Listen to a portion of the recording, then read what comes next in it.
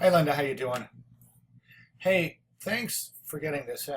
I don't know if you got my email, but I sent you an email just kind of reminding you that I hadn't gotten it yet. So thanks so much for getting it. This is great right here. Really nice job. It looks so much better. This whole opening page is just really so much better. Um, Still got some center alignment going on horizontally. I'd like to see you pull it down to just I just don't like symmetry at all whatsoever, and I know a lot of designers that don't. So, right here we have this, your new stationary system, and this Linda Sanchez Gravich, great job. Listen, man, I want to tell you something. I know that you had mentioned that you're already in a field that you love, and I think that after a couple of weeks ago, we talked about that, and I think you really shifted it into high gear, and it shows. And I just want to tell you, I so much appreciate that you did that because it speaks about your character. Doing this the right way when you know that there's a possibility that you may not be using it for a while or that you may have to reuse it later on. That's just cool. I just want to say I really appreciate that. Those are the type of students I want in my class. Thank you. Let's move on. Not sure what these really big, thick strokes are around here and around here. It could just be a PDF rendering, but I'm not sure.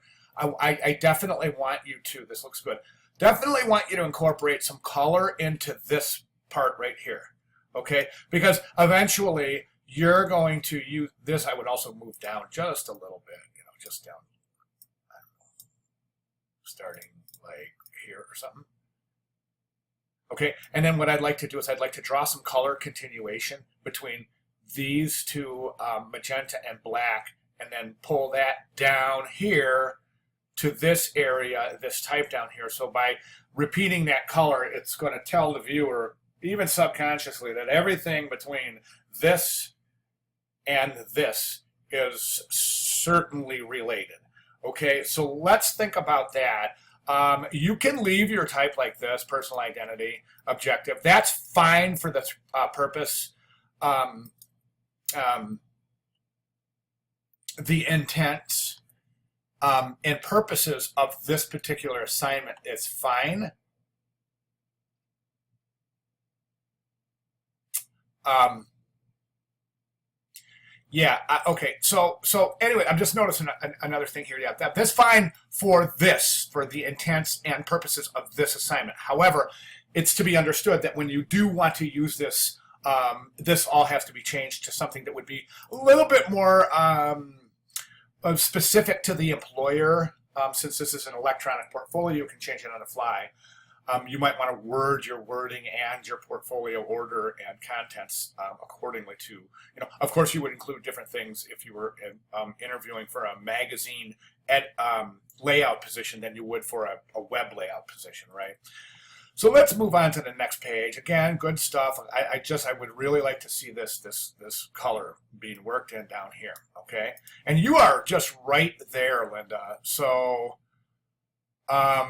I still think this piece right here should just take a hairline black stroke so we can just, I know that it's there, but I just think it would assist the viewer seeing that this closed area is the end of the page.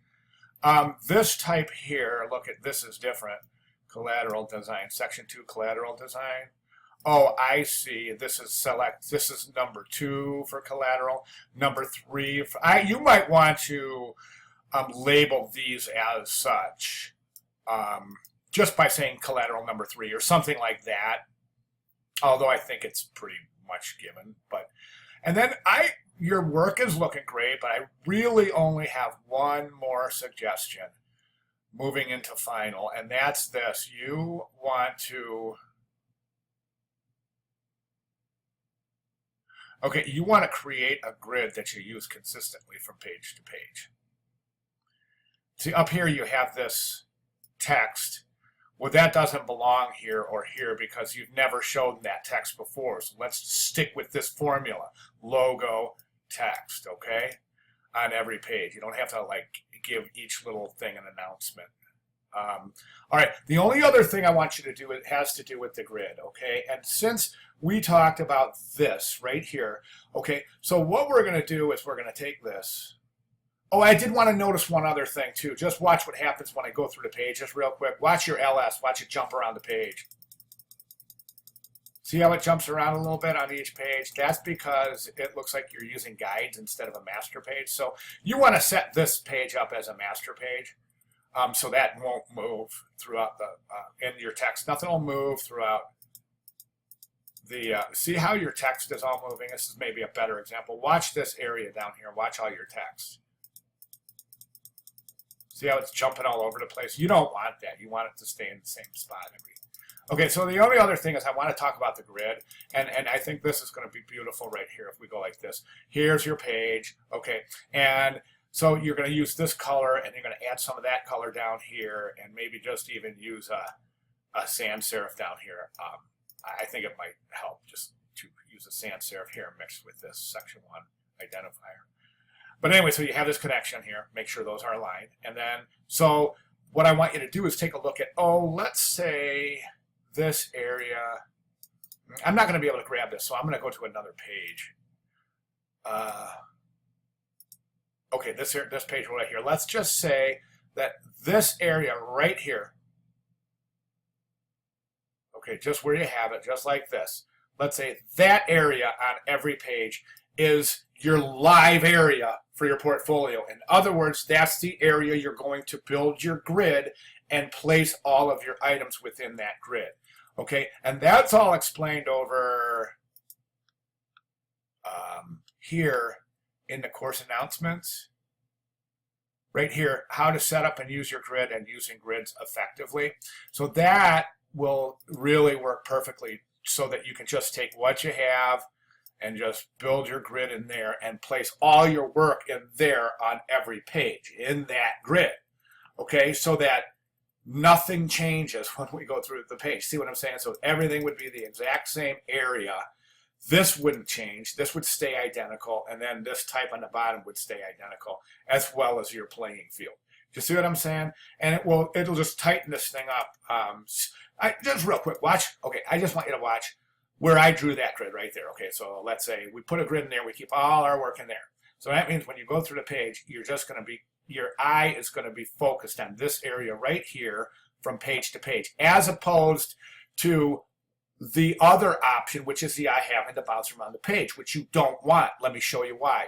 Watch what happens when I go through your pages real fast. Just watch this area right here. See how that jumping around? See how everything's jumping around on every single page? They shouldn't be. They should all start with that same area right there that we talked about, okay? And that's really all I have. I'm not, as you notice, I'm not mentioning much about your work, because your work's great. Looking great, man. I'm loving it. Okay, so you are right there, Linda. So great job, and thanks so much for hanging in there. I appreciate it. Okay, I'll see you in final. Thanks.